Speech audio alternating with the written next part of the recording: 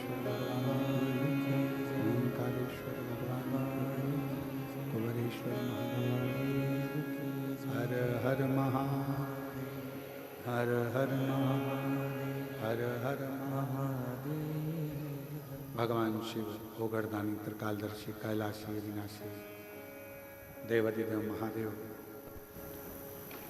जिनकी पवित्र पावन भूमि कुबरेश्वर धाम पर गुरु पूर्णिमा महोत्सव जो आयोजित किया गया 5 तारीख से 10 तारीख तक का ये दिव्य और भव्य आयोजन, जिसमें भगवान शिव की अविरल भक्ति को आप और हमने प्राप्त किया। आज व्यास पूर्णिमा है, गुरु पूर्णिमा है। भारत भूमि के सभी संतों को, साधुओं को, तपस्वियों को, गुरुजनों को, मठाधीश, मठाधीश, महामंडलेश्वर, जगत गुरु एवं चारों पीठ के जो संपूर्ण सनातन को जागृत कर रहे हैं, इससे जगत गुरु शंकराचार्यों के चरणों में एवं सभी गुरुजनों को, विप्रजनों को, ब्राह्मण जनों को इस व्यासपीठ से दंडवत प्रणाम कर कर सभी गुरुओं के चरणों को नमन करता हूँ। सबके चरणों को प्रणाम करता हूँ। गुरु जीवन का वो सार है जो आपको और हमको मंजिल तक पहुंचा देता है। माता रूपी गुरु आपको बड़ा कर कर सोचने समझने की शक्ति प्रदान करता है। पिता रूपी गुरु आपका हाथ पकड़कर आपको व्यापार करना, व्यवहार करना, ये पिता सिखा देता है। शिक्षक अच्छा शिक्षण देकर, पढ़ाकर आपको विद्वान बना देता है। और चौथे नंबर पर है सदगुरु, जो गुरु दीक्षा देकर भगवान देवाधिदेव महादेव से मिला है। वो शिव है,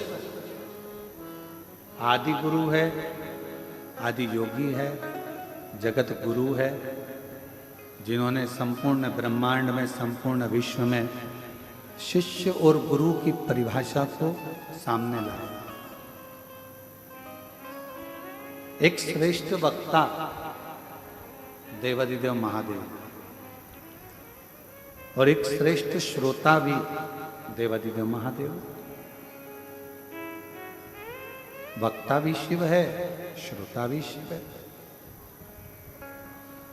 अमरनाथ जी की गुफा में जब भगवान शिव माँ जगतजननी अम्बा पार्वती जी को ज्ञान उपदेश देते हैं, तब पार्वती जी भी शिव जी को अपना गुरु मानकर उस ज्ञान को लेती हैं।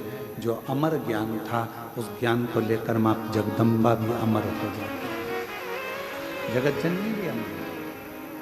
हमने कथा के 5 दिन की कथा में तृतीय दिवस में कहा था कि घर में जो बुजुर्ग हैं, बड़े हैं, घर में पति है, घर में कोई वृद्ध अवस्थावान है, जिसने अपनी पूरी जिंदगी संघर्ष के साथ आगे बढ़ने में निकाली, वो भी आपका गुरु है, वो भी आपका गुरु है। जिस शिक्षक ने आपको स्कूल में पढ़ाया, जिस शिक्षक ने आपकी कलम को चलाना सिखाया, वो शिक्षक भी एक बहुत बड़ी भूमिका गुरु की रखता है। एक माता पिता गुरु, शिक्षक और गुरु, ये जिंदगी के वो पहल हैं जहां आप इनकी छत्र छाया में अपने जीवन को आगे बढ़ा सकते हैं।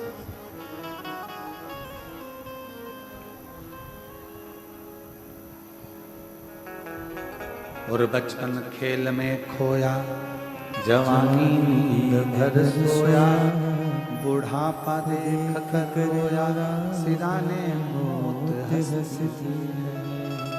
हमारा बचपन, दुनिया कहती है कि माता की गोद में निकला, पर माता के संस्कारों में हमारा बचपन निकला। दुनिया के लोग कहते हैं कि जवानी भोग और विलास में निकाली, परंतु हमारी जो कर्मठ शिव का भक्त होता है, जो संस्कारों में डूबा हुआ होता है, उसकी जवानी अवस्था भी अपने पिता के बतलाए मार्ग पर निकलती है।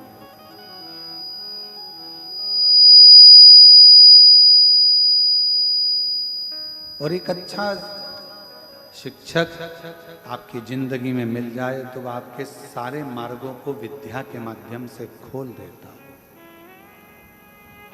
और फिर चौथी अवस्था में जो बुढ़ापा है, उस बुढ़ापे में सब साथ छोड़ देता। कौन देगा साथ? जिन बच्चों को हमने पाल पोस कर बड़ा करा, उन बच्चों के पास भी हमारे पास बैठने का समय नहीं है। जिन बेटियों को हमने पाल पोस कर बड़ा करा, उन बेटियों के पास में भी हमारे पास बैठने का समय नहीं।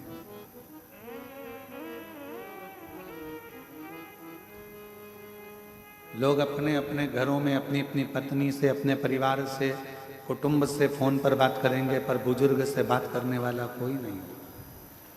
तब उस जगह पर जब आपकी वृद्ध अवस्था आएगी, तब चौथे नंबर का जो गुरु होता है, जिसने आपको परमात्मा से जोड़ा होता है, जिसने आपको वेद पुराण से जोड़ा होता है, जिसने आपको शिव महापुराण से, भागवत पुराण से, रामायण से, गीता से जोड़ा हुआ होता है, वो सतगुरु आपके बुढ़ापे में आपको मंत्र के बल से इतनी शांति प्रदान कर देता है कि संसार के लोगों की नहीं, फिर परमात्मा की ही स्मरण। फिर संसार के लोगों का स्मरण नहीं आएगा, फिर स्मरण आएगा तो परमात्मा का।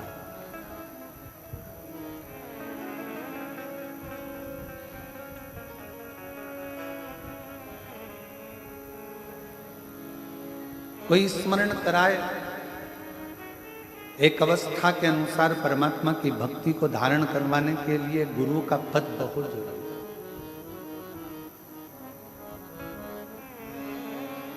और फिर निवेदन करेंगे, आज गुरु पूर्णिमा है, आप लोग टीवी के माध्यम से आज व्यास पूर्णिमा, गुरु पूर्णिमा महोत्सव में मना रहे हो। मान लो तुम्हारा भी कोई गुरु नहीं है ना, तो आज ही एक निर्णय करना और अपने घर में या शिवालय नज़दीक में मंदिर हो, वहाँ थोड़ा सा जल चढ़ाकर श्री शिवाय नमस्तुभ्यं बोलकर शंकर जी को अपना गुरु बना लेना, शिव को।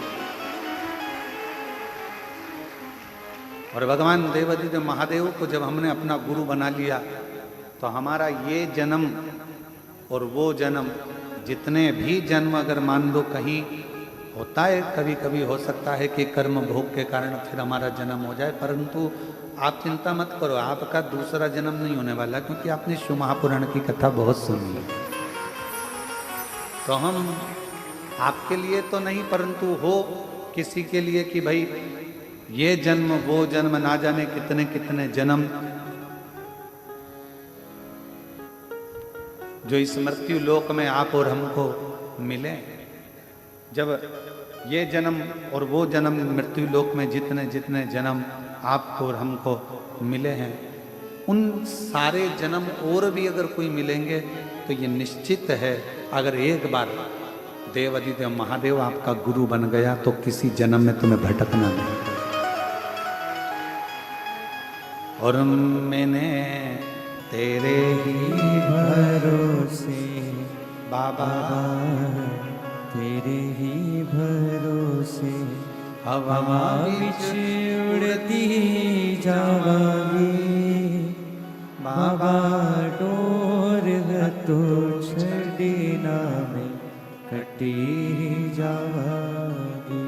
भोले मैं तेरी पतन शंभू, मैं तेरी पतन हवा विच उड़ती जावांगी बाबा, डोर तो छड़ी ना में कटी जावांगी। शिव गुरु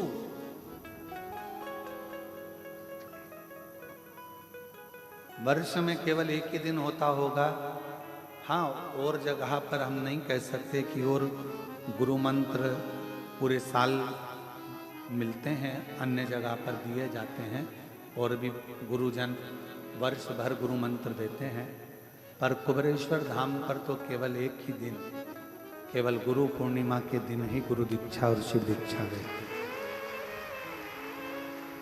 केवल एक। और शायद केवल एक ही दिन ऐसा होता होगा, शिव दीक्षा गुरु दीक्षा का दिन, जिस दिन आप लोग अपने हाथ से हमारे हाथ में श्रीफल देते होंगे और वो श्रीफल हमें देते, नहीं तो केवल एक गेहूं का दाना और श्रीफल आज के दिन हम आप लोगों से हाथ में झेल लेते, क्योंकि आज गुरु पूर्णिमा है, व्यास पूर्णिमा। बाकी का पूरा साल, पूरे वर्ष में ऐसा कोई दिन नहीं होगा जिस दिन हम आपसे हाथ में कुछ झेलते हैं, केवल एक आज का दिन, गुरु पूर्णिमा। क्यों? क्योंकि उस दिन केवल श्रीफल या गेहूं का दाना देने के लिए कुबेरेश्वर धाम पर भक्त नहीं आता। उस दिन अपने भीतर के विकारों को मिटाने के लिए, अपना अहंकार, अपनी अभिमत्ता, अपना व्यसन, अपनी गलत आदतें, जब हम गुरु के हाथ में श्रीफल अन्न देते हैं, तब हम अपनी पूरी गलतियों को गुरु के चरणों में छोड़ देते हैं, गुरु के चरण। इसलिए वर्ष भर में आप लोग जो लाखों की संख्या में आए हो, इतनी भीड़ जो हो रही है कुबेरेश्वर धाम पर, इतना भक्तों का सैलाब अगर कहीं देखने को मिलता है, शायद आप भी सोचते होंगे कि और भी जगह पर गुरु दीक्षा ली जा सकती है, पर कुबेरेश्वर धाम पर इतनी लंबी लाइन केवल गुरु मंत्र लेने के लिए, जो कि 3-3, 4-4, 5-5 घंटा, बल्कि हमारे हिसाब से तो सुबह से लेकर 10 बजे तक भी आप लोग लाइन में लगे हो, तो लगभग 5-5, 6-6 घंटे लाइन में लग आप लोगों ने गुरु दीक्षा ली, शिव दीक्षा। इतनी लंबी लंबा लोगों ने इंतजार किया। और ईश्वर को पाना और गुरु को पाना कोई सरल नहीं है। जब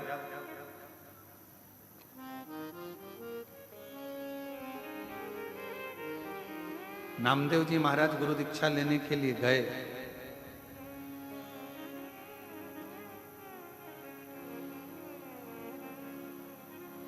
विशोबा थिएटर जी ने कहा, इतना भीड़ लगा हुआ है, गुरु दीक्षा लेने आए हैं, इनकी थोड़ी परीक्षा तो होना चाहिए। देव एक एक धर कर सबको। नामदेव जी ने कहा, हम यहाँ गुरु मंत्र लेने आए हैं, यहाँ हम कुछ महारथी खाने थोड़ी ना आए, हम तो गुरु दीक्षा लेने के लिए आए। और फिर अंत में विशोबा थिएटर जी ने कहा, एक काम करो कि सबको अंदर बुलाओ, जिसने धक्का खा लिया, जिसने मार खा ली। और नामदेव जी बाहर खड़े हुए थे, तो विशोबा थिएटर जी ने बुलाकर पूछा, नामदेव क्या बात है? मैं गुरु मंत्र लेने के लिए आया था, पर इतना धक्का खाना, इतना परेशान होना, इतना कष्ट झेलना। विशोबा थिएटर जी ने कहा, नामदेव, जो गुरु के दरवाजे पर एक बार धक्का खा लेता है, फिर वो दुनिया के धक्के कभी नहीं खाता।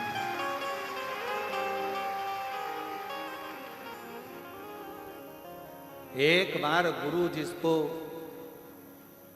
तपा लेता है, गुरु का दरवाजा अगर कोई पहुंचा और अरे हमको जल्दी जाना है, हमको ये करना है, और मालूम पड़े देरी में देरी, धक्का, लाइन लगी है, बहुत इंतजार हो रहा है, अब मंत्र मिलेगा, गुरु चरण का दर्शन मिलेगा, गुरुपाद का लगाइए, वृक्षों में पानी दीजिए, सबके कपड़ों की घड़ी बनाइए, जाओ सेवा पर सेवा, सेवा पर सेवा। शिष्य से, ब्राह्मण बच्चों से जो गुरुकुल में रहते हैं, उनसे गुरुजी करवाते। क्यों? क्योंकि गुरु के दरवाजे पर आया है तो थोड़ा धक्का खा लेगा। गुरु के दरवाजे पर आकर अगर मेहनत कर ली है, गुरु के दरवाजे पर आकर अगर सेवा कर ली है, तो निश्चित है कि ये दुनिया में बहुत आगे बढ़ जाएगा। इसको कोई रोकने वाला नहीं, इसको कोई रोकेगा नहीं, ये निश्चित। के चार हैं पाए, इस गाड़ी के सारे पाए। धर्म अर्थ काम और मोक्ष के ये चार चक्के हैं।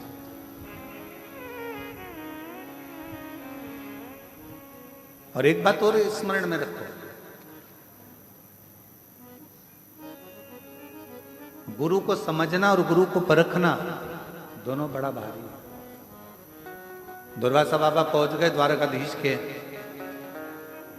दरवाजे पर, आवाज लगाई, मुझे कोई मेहमान रख लो, मुझे कोई गुरु मेहमान रखो, मुझे अपने घर में अतिथि रखो। सूचना मिली द्वारकाधीश को कि गुरुजी आए, दुर्वासा ऋषि आए, और हमारे द्वारकापुरी में आवाज लगा रहे हैं कि गुरु मनाओ, मेहमान रखो, मेहमान रखो, मेहमान रखो। मुझे अपने घर में कोई मुझे मेहमान बना लो, कोई मुझे अतिथि बना लो, और कोई गुरुजी कोई अपने घर में बुलाने को तैयार नहीं। क्यों? क्योंकि दुर्वासा बाबा को क्रोध बहुत आता था, और क्रोध आता था तो वो श्राप दे देते थे। अब सूचना मिली द्वारकाधीश के पास में कि दुर्वासा ऋषि आए हैं और वो कह रहे हैं कि मेरे को कोई अतिथि रख लो, मेहमान रख लो। द्वारकाधीश राजा भगवान कृष्ण ने हाथ जोड़कर मन में विचार करा, अपनी नगरी में गुरु आया, श्राप देगा तो भी स्वीकार होगा, चलो चलकर बनाते हैं। पहुंचे, प्रणाम किया, हाथ जोड़ा, नमन किया। आप हमारे अतिथि बन जाओ, आप हमारे मेहमान बन जाओ। दुर्वासा जी ने कहा, तुम मुझे मेहमान तो बना रहे हो, पर मेरी बात मानना पड़ेगी, हम तुम्हारी बात मानेंगे, चलो मानो मेहमान। तुम मुझे जानते हो ना, मेरे को क्या पसंद है क्या, हम सब जानते हैं, आप चलो मेहमान बनो। दुर्वासा बाबा मेहमान बन गए। दुर्वासा ऋषि कभी तो रसगुल्ला खाने को मांगे, कभी गुलाब जामुन मांगे। द्वारकाधीश बाबा ने अपनी नगरी में भंडारियों को सूचना कर दी कि जब तक दुर्वासा ऋषि द्वारका में रहें तब तक 56 तरह का भोजन बनाकर तैयार रखना। इसलिए द्वारकापुरी में आज भी 56 तरह का भोजन प्रतिदिन बाबा की उस अविरल धारा में बनता रहता है, और 56 भोग द्वारकानाथ को लगता है। और मैं द्वारकाधीश दर्शन करने के लिए, तो आपने दर्शन किया हो। और भगवान दुर्वासा ऋषि ने कहा कि मैंने तुझे खीर खाकर तुम्हारे शरीर पर खीर फेंकी थी, वो खीर तुमने पूरे शरीर पर नहीं लगाई। कहा, नाथ लगाई तो शरीर, पूरे शरीर पर, पांव के तलवे में वो खीर नहीं लगी। प्रभु, आपकी खाई प्रसादी थी, मैंने सोचा पांव के तलवे में कैसे लूं। दुर्वासा जी ने कहा, एक गुरु अपने शिष्य को अगर जो कार्य करने को बोले, अगर वो कार्य पूर्ण तरह से शिष्य करे, तो ये निश्चित है वो बड़े से बड़े काल से भी बच सकता है।